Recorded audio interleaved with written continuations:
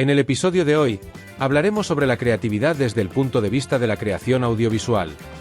Charlaremos con el actor, director y productor, Carlos Aceituno, que nos contará su experiencia y nos hablará sobre sus proyectos.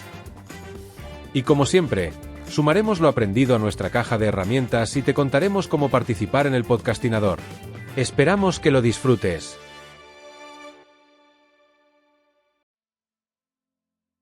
Hoy nos acercamos a un tema que apasiona a muchos, la creatividad como proceso en la creación literaria y audiovisual. La creatividad no es solo un talento innato, es un proceso dinámico que podemos cultivar y desarrollar a lo largo del tiempo.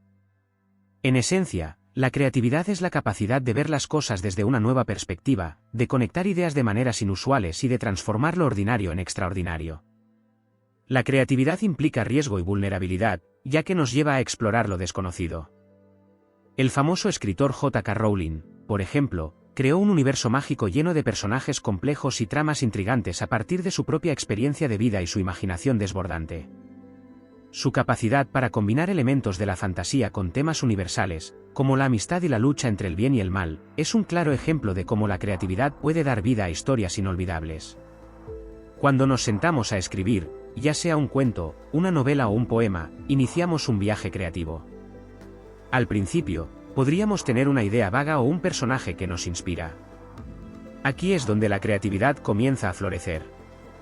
Un buen ejemplo es Gabriel García Márquez, cuyo realismo mágico transforma la realidad cotidiana en algo asombroso y poético. En 100 años de soledad, combina eventos históricos y familiares en una narrativa que desafía la lógica y la razón, demostrando que la creatividad literaria puede hacer que lo imposible se sienta posible. Es normal encontrarse con bloqueos creativos. En esos momentos, cambiar de perspectiva puede ser útil. Muchos escritores, como Stephen King, sugieren que tomarse un descanso o sumergirse en otra forma de arte puede reavivar la inspiración. A veces, leer un buen libro, ver una película o dar un paseo puede ayudar a recargar nuestras ideas. La creatividad no es lineal, es un proceso que requiere paciencia y flexibilidad. En la producción audiovisual, la creatividad se expande aún más. La escritura del guión es solo el primer paso, luego viene la visualización de la historia. Piensa en directores como Quentin Tarantino, conocido por su estilo distintivo y narrativas no lineales. En sus películas, juega con el tiempo y la estructura de la historia, desafiando las convenciones y manteniendo a la audiencia al borde de su asiento. Cada decisión creativa, desde la elección de la música hasta el estilo de edición, contribuye a la atmósfera y el mensaje de la obra. La colaboración es esencial en este proceso. Trabajar con otros creativos puede abrir nuevas posibilidades. Por ejemplo, en la producción de La La Land, el director Damien Chazelle colaboró estrechamente con el compositor Justin Hurwitz para crear una banda sonora que no solo complementara la historia, sino que también contara su propia narrativa. Cada persona en un equipo aporta su visión única, lo que puede enriquecer el proyecto de maneras inesperadas. Finalmente, recordemos que la creatividad es un viaje continuo. A medida que nos enfrentamos a nuevos proyectos, aprendemos y crecemos. No hay un destino final, el verdadero valor está en el proceso mismo. Así que, ya sea que estés escribiendo una historia o produciendo un cortometraje, disfrútalo. Permítete explorar, cometer errores y, sobre todo, celebrar cada pequeño avance. Gracias por acompañarnos en este viaje creativo. Pues continuamos en el podcastinador. Hoy dedicamos el bloque a la creatividad y en concreto pues vamos a centrar en la creatividad, en el proceso creativo, tanto en el mundo literario como en el mundo audiovisual.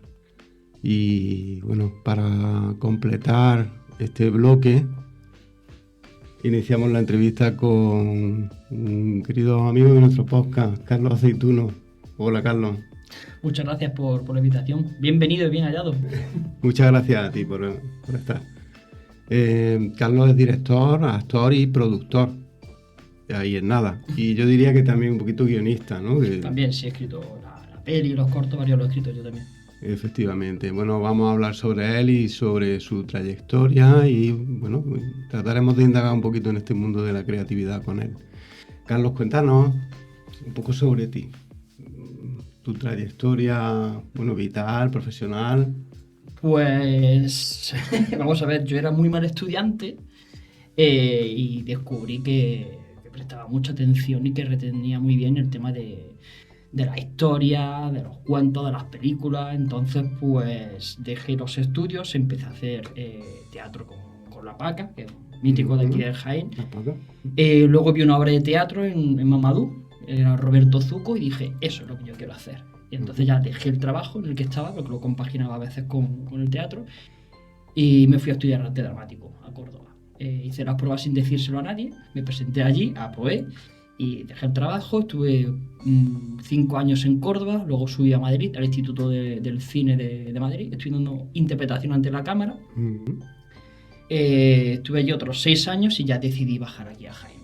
Empezamos a hacer teatro, cortometrajes, apareció Juan por ahí, por en medio. Que ya estaba un aquí clásico. con nosotros, un clásico. O sea, todo el que ha hecho teatro en Jaén ha pasado seguramente por La Paca, y todo el que ha hecho cine ha pasado por Juan Antonio Anguita. Son como los dos pilares. Y en 2020, en plena pandemia, unos visionarios decidimos montar nuestra productora, Lo Claro Entertainment, y ya empezar a hacer nuestras propias producciones. Y hasta a día de hoy, pues, que, como tú dices, escribo, actúo, dirijo, produzco, hago todo lo que sea, el hombre orquesta. No te quedas quieto. No. Pues el problema no es que haya un politicucho que tenga un cuñado en una embotelladora. No. El problema es que estamos hasta la polla de irte unas tostadas en cualquier bar y no sabes lo que te ponen. Ese es el problema. Que por ahí arriba, a mí cuando me han puesto un convoy no sabía si lleva para gasoil o aceite. ¿Tú me estás escuchando o qué? Sí que sí. Oye, ¿tú crees que estará bien el...? ¿Qué? Ah, sí.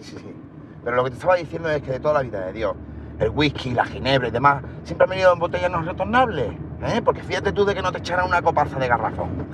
Eso sí, pero ahora con el aceite es una tontería. Bueno, ahí tiene que ver la inquietud, tiene que ver el nervio, las ganas de hacer, ¿no? Y tiene que ver también la creatividad. Como... Sí, mira, tengo una anécdota, por ejemplo, cuando estaba en el Instituto del Cine, en Madrid, estaba haciendo las prácticas en interpretación.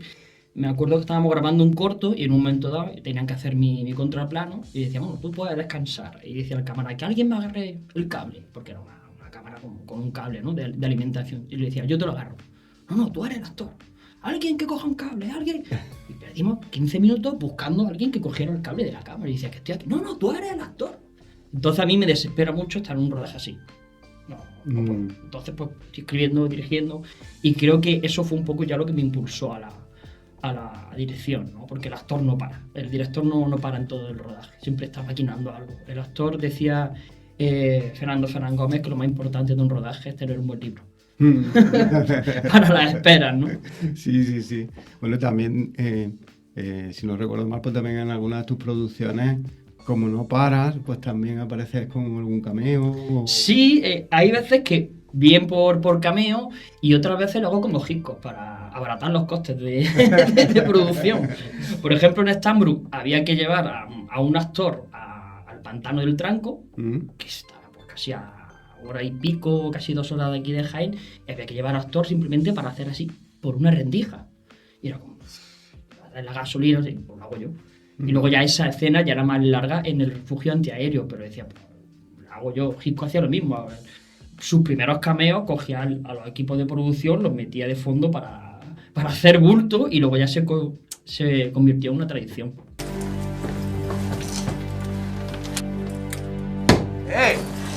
¿Qué haces? Perdona, no, es que no, estaba intentando probar... Está cerrado. ¿Cómo que está cerrado? Que los lunes cerramos, hoy no se trabaja. Es que vengo de muy lejos, ¿sabes? Mire, No lo sé si siento, podría- hoy no me está permitido zarpar. Y la sexta la muerte abandona el barco que tengo que seguir Es limpiando. que es muy importante para mí, ¿sabes? Bueno, bien, vuelva mañana. ¡No! Pero sí, hay veces que lo hago por gusto y otros por necesidades Por técnicas. necesidad, ¿no? Fantástico. ¿Cómo fue tu paso, digamos, o ha ido todo en paralelo? Es decir, teatro, cine, las producciones un poquito más largas. Yo creo que desde pequeño siempre me ha gustado el cine, porque es algo más accesible al consumidor. O sea, enciende la tele y ya lo tiene. Entonces esos mundos los descubrí a través de la tele. Yo me acuerdo que de muy pequeño, 8 o o 10 años ya estaba viendo El hombre que pudo reinar, estaba viendo películas de terror, estaba viendo películas a lo mejor de Godard, de estas que ponían a las 12 de la noche o así, cuando yo iba al colegio y la gente se quedaba un poco, ¿qué película más rara ves? Las tortugas ninja o lo que sea. Entonces esa necesidad de acercarme a ese mundo de la ficción me llegó a través del teatro, que es lo más accesible para hacer, ¿no? Ya los tiempos han cambiado, ahora con la democratización de los medios audiovisuales cualquiera puede hacer una película con un móvil, pero en un principio yo me acerqué al teatro. Y estudiando teatro empecé a conocer gente del gremio. Ahí conocí también, a poco tiempo de estar en la escuela, a Juan Antonio Anguita, porque coincidimos en Jaén. Decidí subir a Madrid, como te decía, acercarme más al mundo de la interpretación, y como te decía, esa inquietud fue lo que me empezó a meterme ya en la dirección. Y lo último, o sea, he hecho no sé si unos 10, 12 cortometrajes, necesitábamos ya hacer un largo. Porque este país es muy injusto, muchas cosas, pero sobre todo en este campo parece que si tú haces un cortometraje no eres director de cine.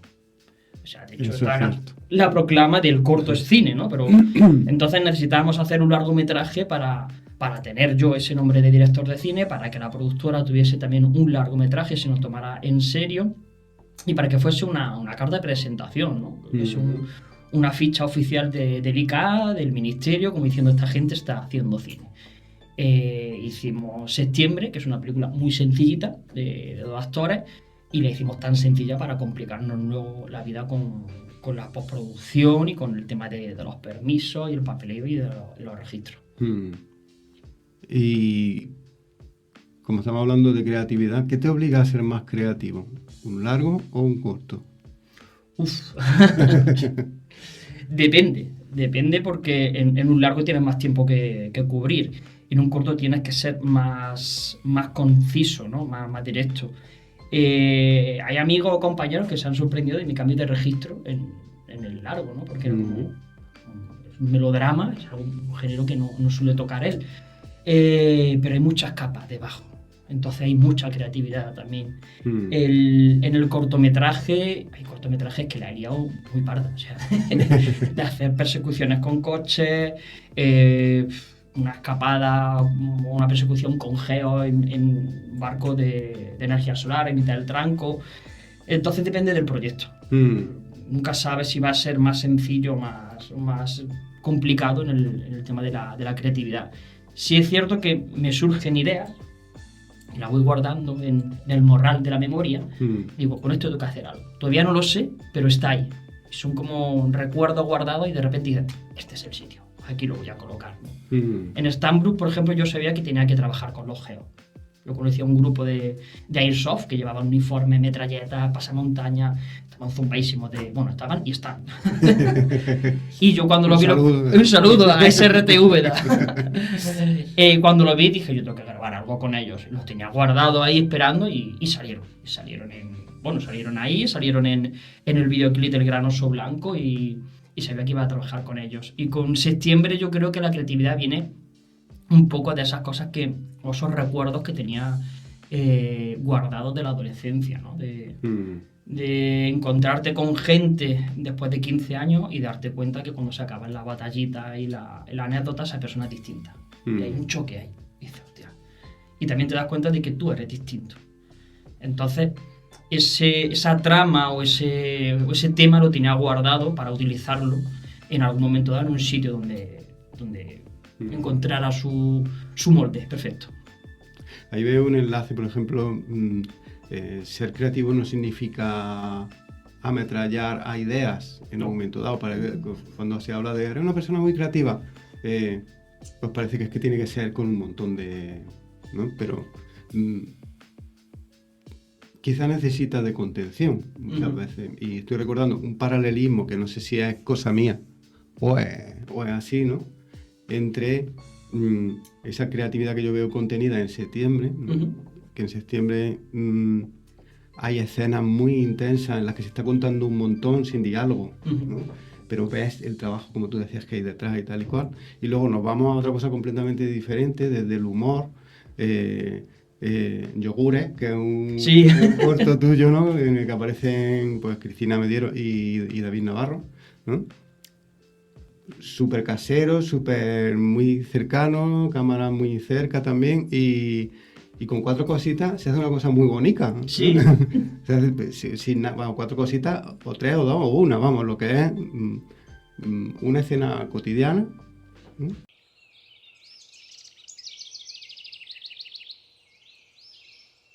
Que estaba aquí bien grande escrito. Pues no lo he visto. ¿Cómo que no lo has visto si no había nada que ver? Que solamente tenías que leer la lista. Y mira, está aquí los segundos. Yogures. ¿Qué no ves? ¿Qué no has visto? Pues la próxima vez vas tú. Hostia ya.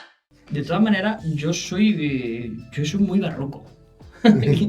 Yo soy Ya, por eso te digo, porque muy horror vacui, ¿eh? Yo, aunque la pieza sea muy sencilla, la gente que me conoce sabe que está plagada de detalles por todos lados. Lo que pasa es que son capas.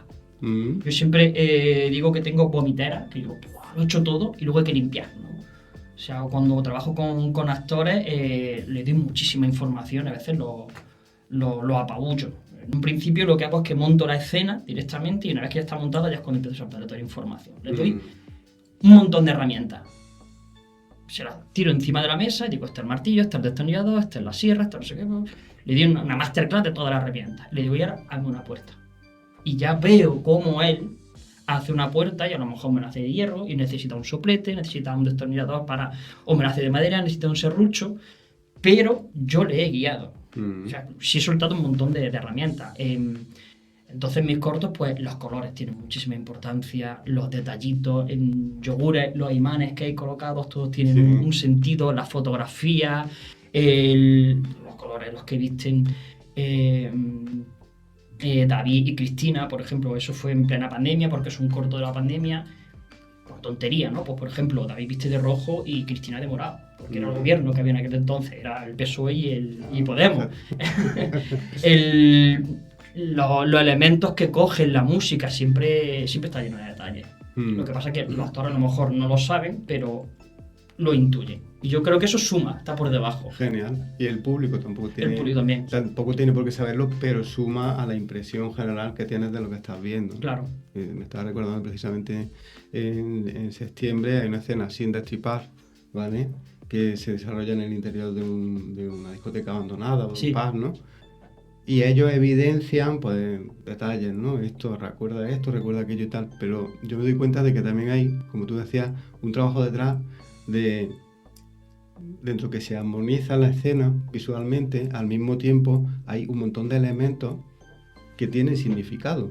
Sí, de hecho, fíjate, en septiembre tuvimos un modo de trabajo distinto porque el guión lo escribí en una tarde. Lo tenía muy claro. Lo escribí en una tarde y era muy Juan Antonio Anguita porque el guión tenía apenas 20 páginas y esta es la idea y vamos a trabajar a partir de aquí. No quiero que memoricéis al pie de la letra el texto. Es verdad, un recurso de él. Pero hay que lo hagáis vuestro. Y si salen cosas nuevas, alguna reacción, algún impulso o algún añadido, tiramos para adelante. Y aparte de eso, los actores eran libres en movimiento. Eran las cámaras y el sonido los que se iban adecuando a su movimiento. Entonces yo iba recogiendo lo que ellos me iban ofreciendo. Incluso tanto es así que la discoteca en la que aparece es otra. O sea, en un principio íbamos a grabar en la discoteca Zara de Valdepeñas de Jaén, que era enorme, con una cúpula allí, había un tractor metido porque era una discoteca abandonada. Y luego me enseñaron esta, que estaba justo detrás del bar de Alex, había una puerta secreta, y me dijeron, mira, tengo aquí un almacén con una discoteca. Y cuando la vi dije, esto no funciona más. Y cambiamos corriendo la localización. Y nos adaptamos a esa localización y la hicimos nuestra. Igual que los actores hicieron suyo el texto, hicieron suyo el recuerdo de esa discoteca abandonada donde ellos pasaron su adolescencia. Qué bueno. Me tiraría ahora hablando de esto y me trae un montón de flashes, ¿no? de temas de los que hablar, pero sí que me gustaría también irme a lo que nos puede parecer en un momento dado el polo opuesto, es decir, la parte más práctica de la producción audiovisual, o lo que parece más práctico que es la producción. ¿Cómo te metes en ese berenjenal? ¿Qué te mueve? Y bueno, cómo se gesta, etcétera. Porque a fin de cuentas siempre estamos produciendo, ¿no? Te has autoproducido un libro, te estás autoproduciendo un podcast, y cuando no tienes recursos te autoproduces tus cortos, tus largometrajes, tus obras de teatro. Y llega un momento dado también en el hecho de decir que vas con un proyecto, no te lo cogen, a otro sitio, te lo cambian, no, esto tiene que ser así, dices, pues... Y llega a un punto en el que desarrollas una serie de habilidades a la hora de autoproducir, que puedes ayudar a producir a otros, ¿no? O ver cosas, como te decía yo, de esos recuerdos que tengo en la memoria, decir, utiliza esto, te lo regalo, o sea, está esperando a que alguien lo utilice. Por ejemplo, Rosario Pardo, cuando vino rodando por Jaén, tenía que grabar el corto de Cigarrillo, y no sé en qué pueblo quería grabar, no lo voy a decir porque luego me pegan si digo en qué pueblo quería grabar, pero estaba buscando una casa antigua. Le dije, pedí las llaves de la casa de mis padres, en Valdepeñas de Jaén, una casa antigua, con vigas de madera, con no sé cuántas habitaciones, el equipo puede dormir. Sí, digo, toma. Y eso estaba esperando que lo utilizaran.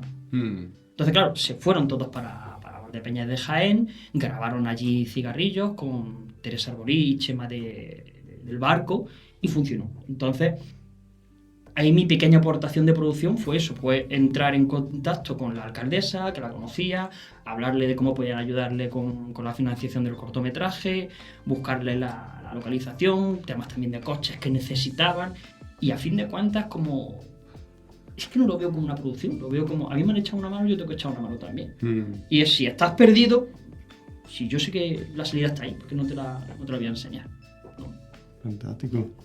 Y además también le das cancha un poco a esta parte nerviosa tuya, ¿no? Esta parte Sí. de culillo de mal asiento. De hecho, ahí lo curioso es que yo estaba grabando encima otro cortometraje en Torredonjimeno, el de mamá. Mientras Rosario estaba en Valdepeñas, yo estaba en Torredonjimeno, o sea que llevaba 2 producciones a la vez. Fíjate, qué difícil también, ¿no? Para los que no tengamos esa experiencia, estar en el rodaje de mamá, que os invito a verlo también, ¿no? Que es intenso. Sí, un tema bastante interesante. Delicado, tal, y hay que estar mucho con las actrices, muy encima y tal, con la cabeza ahí, sabiendo que en otro lado estás con otra movida, ¿no? Y con una pandemia por medio. Y con la pandemia. Que lo grabamos con mascarilla. Madre mía.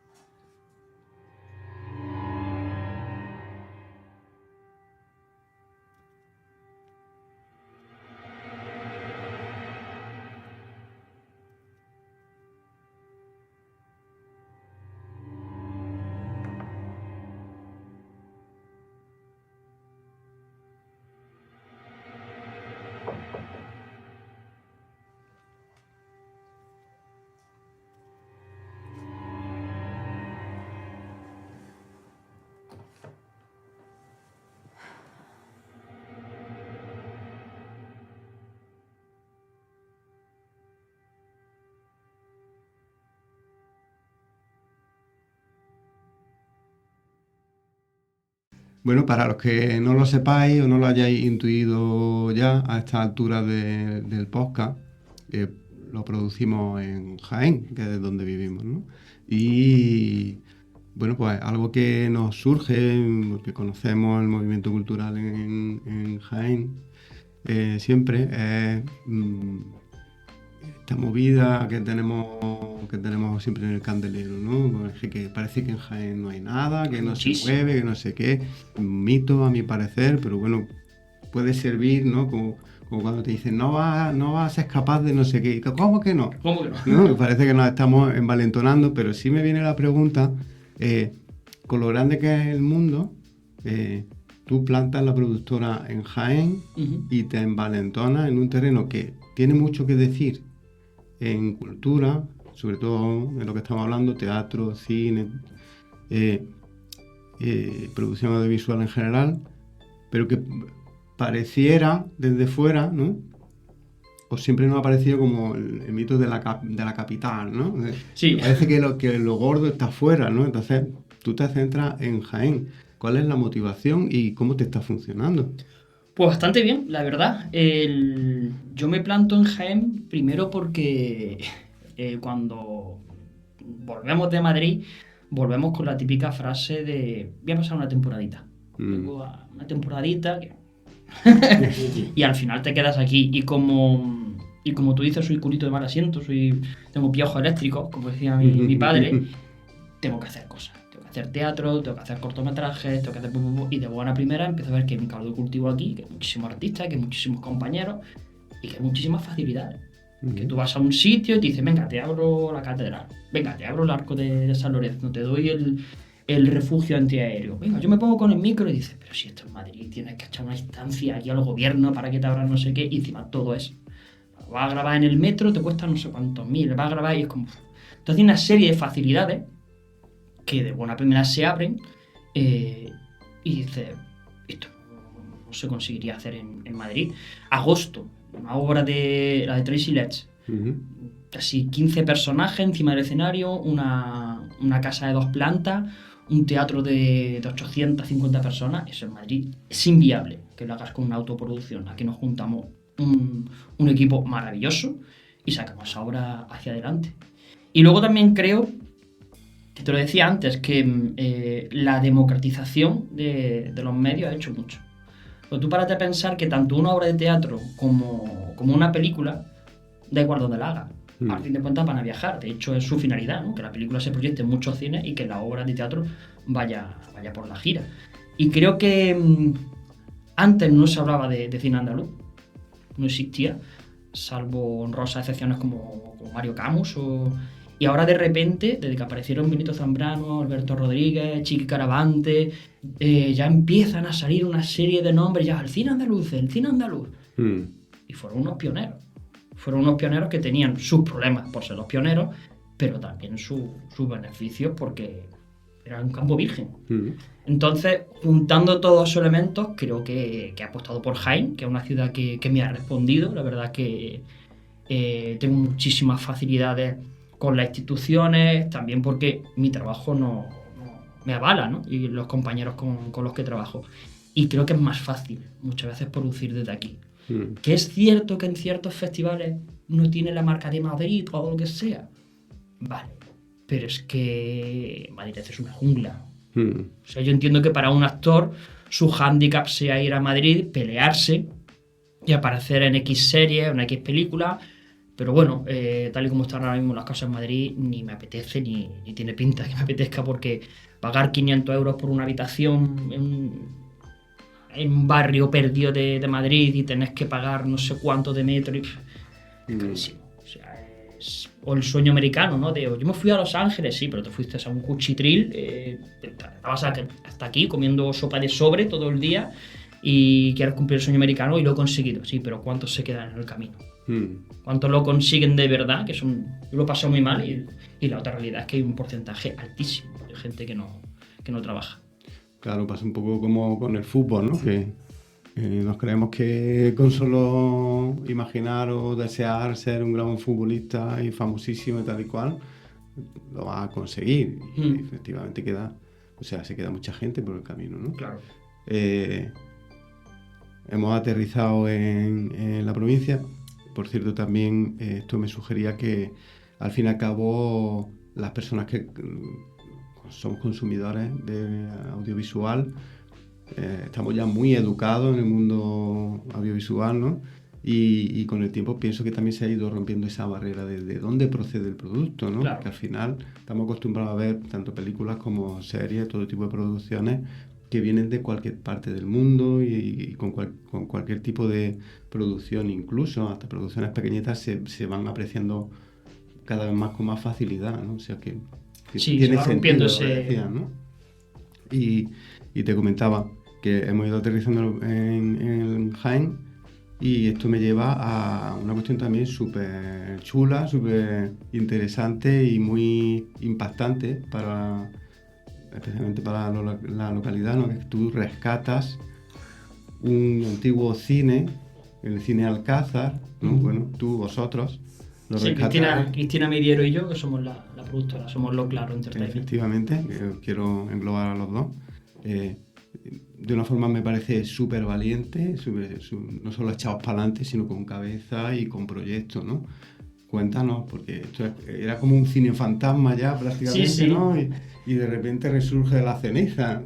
Pues mira, se cerró en el 2009 el cine Alcázar, y para que te haga una idea, la última película que se proyectó allí fue Up, la de Pixar, o G.I. Joe. Entonces, claro, cuando tú dices 25 años del estreno de Up, ¿qué mayor soy? Sí, 25 años ya de... Sí, ya me empieza a parecer al viejete. Abuelete, ¿no? Entonces, pues es un poco lo mismo, ¿no? Yo siempre miro con mucho cariño a ese niño que salió de Jaén, porque no había cosa. O sea, la paca se le quedaba chica. Quería hacer un cine, aquí no había donde hacer cine, donde hacer cortometrajes, grandes obras de teatro, había una compañía, dos como mucho, era como muy, muy pequeño. Entonces creo que es un poco en deuda con la ciudad, ¿no? Porque creo que todas las ciudades, igual que tienen su farmacia, tienen su carpintería y tienen su tienda comestible, tienen que tener su cultura, tienen que tener su grupo de teatro, tienen que tener su cineasta, tienen que ser... Y ¿por qué no? Producir desde aquí. Y rescatar ese sitio, aparte de ser nuestra sede, ¿no? De meter ya todos los bártulos que tenemos, escenografía, vestuario, y sacarlos de casa o de trasteros prestados, también es un sitio donde desconectar o donde dejar parte, no todo, porque siempre te lo va a llevar, del trabajo. O sea, siempre pongo el mismo ejemplo, los que son autónomos me entenderán.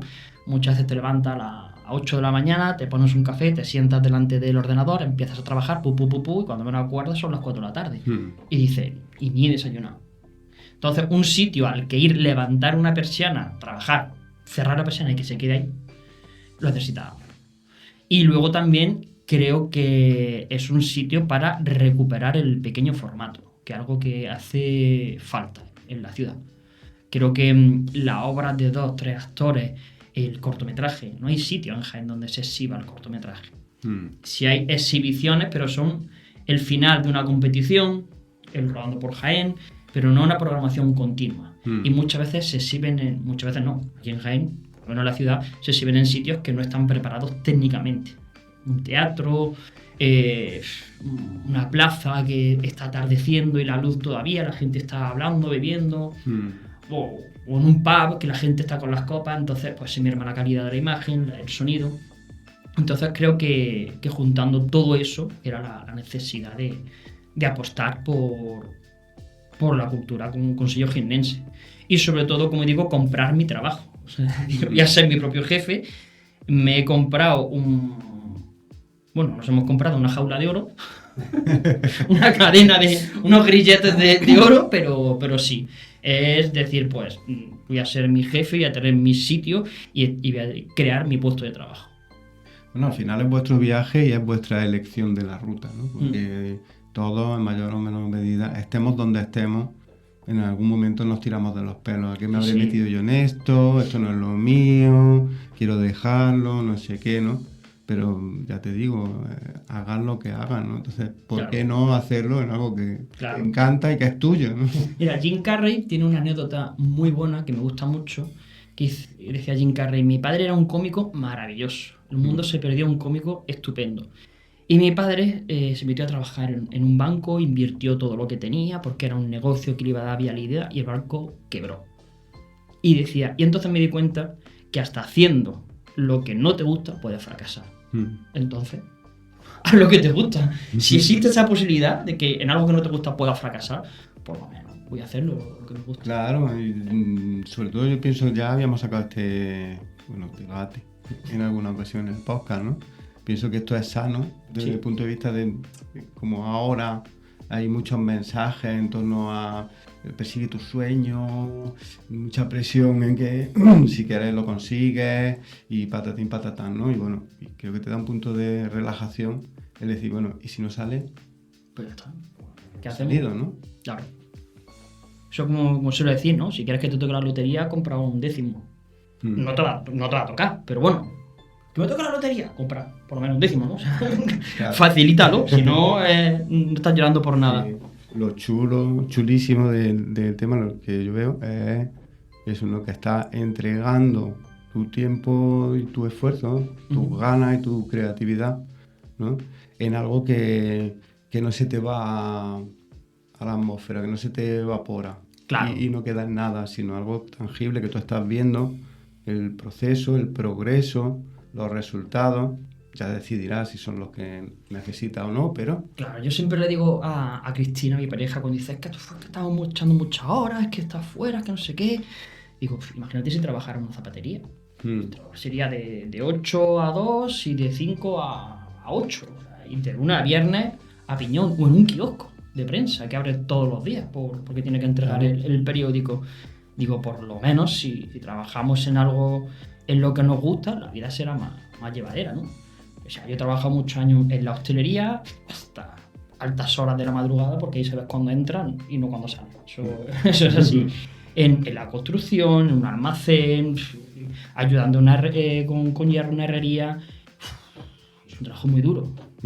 Hay gente a la que le encanta, ¿eh? Y gente que vale para eso y son verdaderos artistas.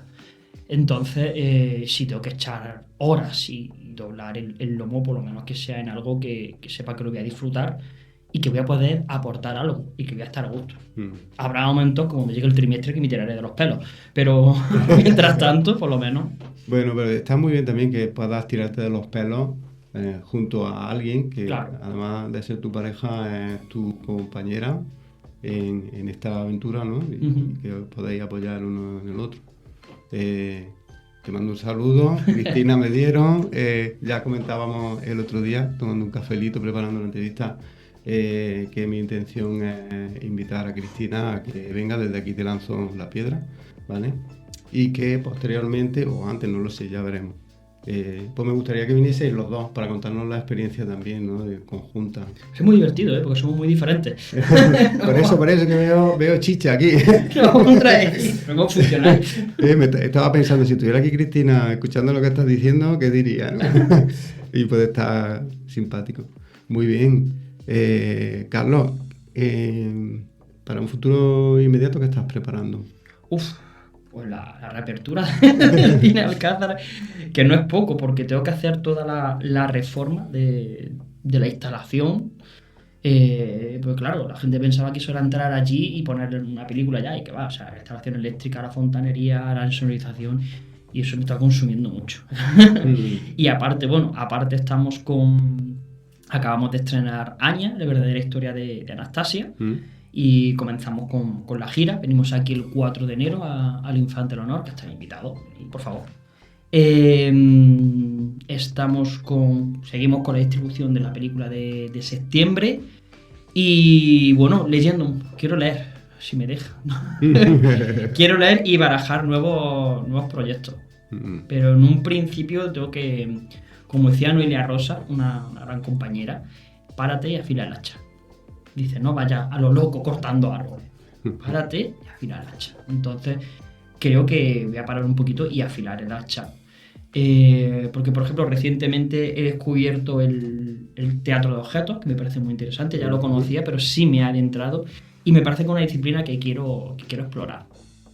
Y en este momento de parar y afilar el hacha, a ver qué recuerdos asoman de la mochila, de esos que tengo guardados, es decir, ahora es el momento de que salga yo.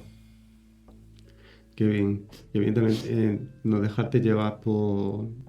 Tengo un montón de... Todos tenemos un archivo en el ordenador, bueno, a los que nos gusta meternos en berenjenales, ¿no? Un archivo en el ordenador que se llama proyectos. Ideas 1, ideas 2, ideas XXX, no sé qué.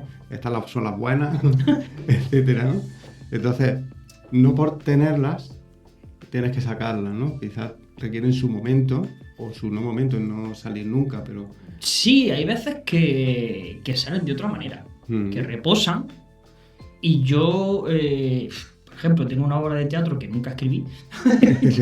Y trozos de esa obra de teatro han aparecido en septiembre. O sea, la esencia o algunas discusiones.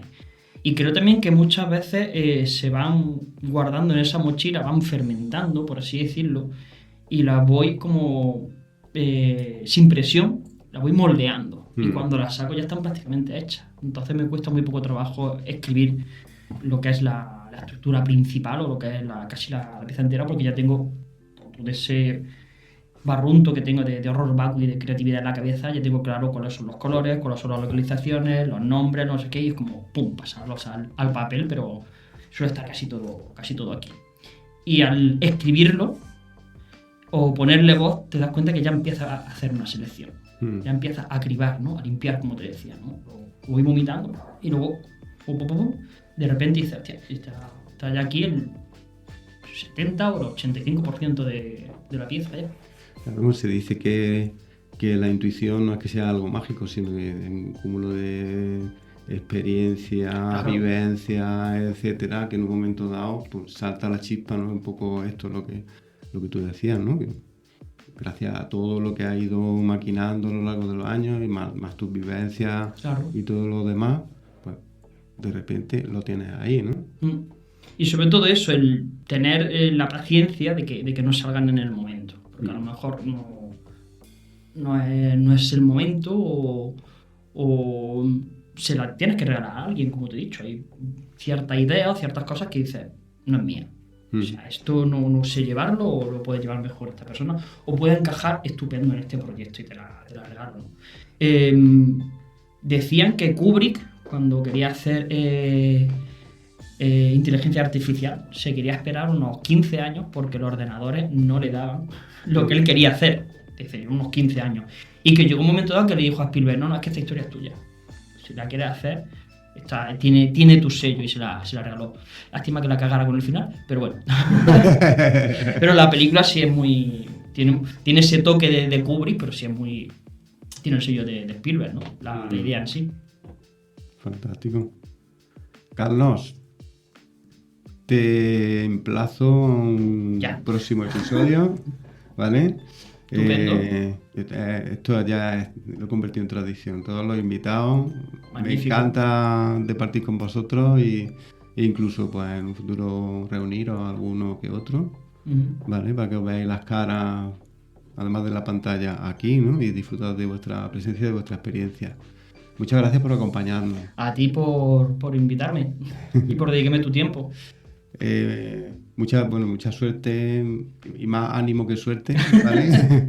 En tus proyectos. Esperamos tener noticias pronto de novedades sobre Cine Alcázar y sobre tus nuevos proyectos audiovisuales. Yo cuando abramos os invito también a que grabéis un podcast allí en directo si quieres con público, que es una idea que también queremos llevar, porque queremos que sea un espacio multidisciplinar, que no sea solo cine y teatro, sino que sea para presentaciones de libros, encuentros de poesía o incluso grabaciones de podcast en directo con público. O sea que allí tienes tu casa cuando consigamos abrirla. Que espero que sea pronto. Genial, te tomo la palabra con mucha alegría, porque además es una idea que me rondaba la cabeza y nada, nos veremos pronto, aunque sea para un café. ¿Seguro? ¿Vale? Estupendo. Gracias, Carlos. A vosotros siempre.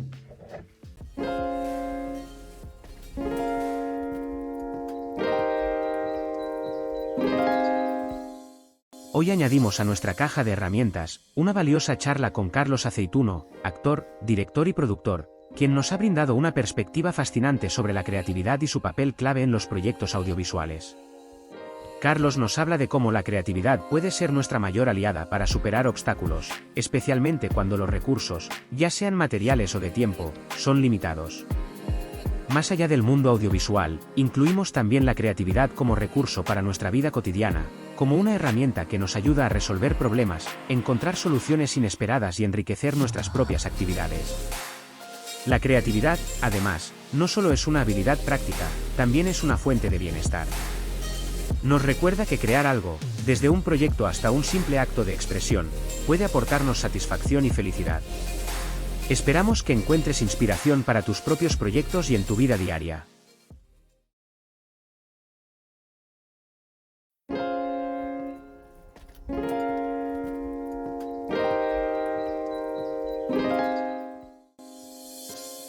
Para participar puedes entrar en la web elpodcastinador.es y seguir el enlace al grupo de Facebook Procrastinadores Anónimos, aportar comentarios a la comunidad encontrar recursos adicionales como libros, vídeos o enlaces, seguir el blog, enviar colaboraciones, ponerte al día con las noticias, conseguir el merchandising, adquirir el libro a través del enlace de compra y conocer las librerías donde puedes conseguirlo. También puedes compartir en redes, suscribirte al podcastinador.es en YouTube, Instagram, TikTok, Spotify o iVoox y convertirte en patrocinador en Patreon. Con una pequeña contribución, puedes ayudarnos a crecer. Gracias por tu aportación.